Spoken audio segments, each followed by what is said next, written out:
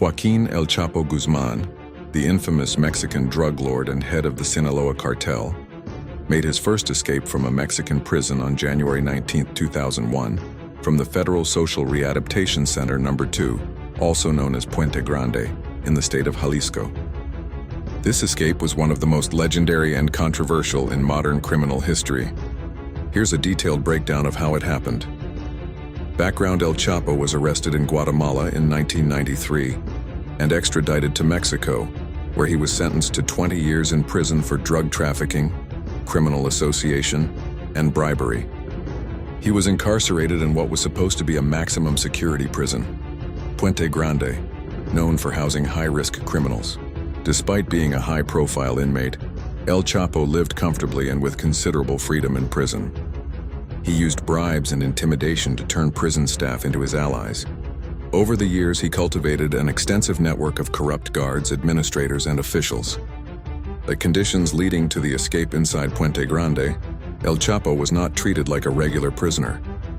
Over the years, he gained privileges, access to unauthorized visitors, special meals and deliveries, a cell with a private TV, and even communication access to the outside. The ability to conduct cartel business from behind bars.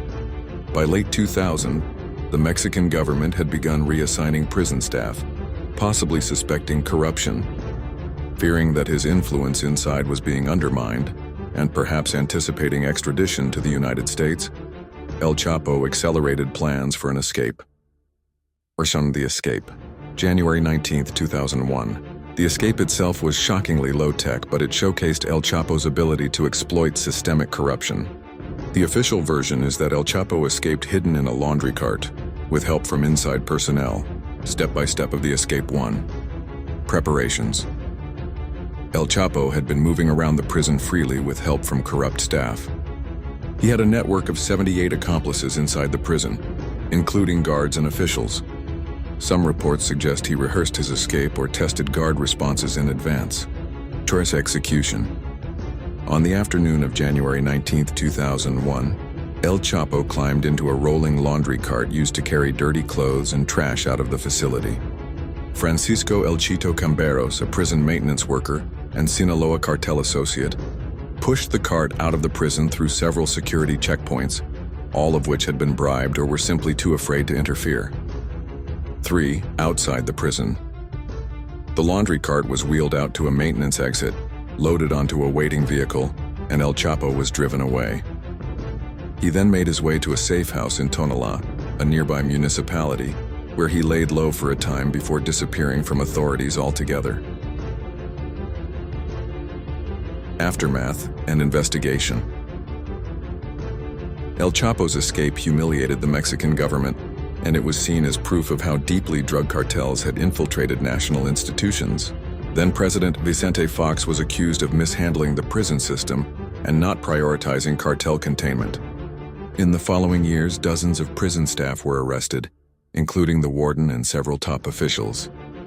The Mexican government claimed that at least 71 people were involved in the escape. A massive manhunt began, but El Chapo would not be recaptured for 13 years, continuing to run the Sinaloa cartel and grow its influence internationally. Legacy of the escape. This escape became the foundation of El Chapo's mythos, a symbol of how criminal power, fueled by corruption and intimidation, can outmaneuver even the highest security. It also prompted Mexico to begin reforming its prison system and strengthening ties with the U.S. for drug enforcement cooperation. El Chapo's first escape would pale in technological complexity compared to his second in 2015 through a mile-long tunnel. But the boldness and simplicity of the 2001 escape remains iconic in criminal history.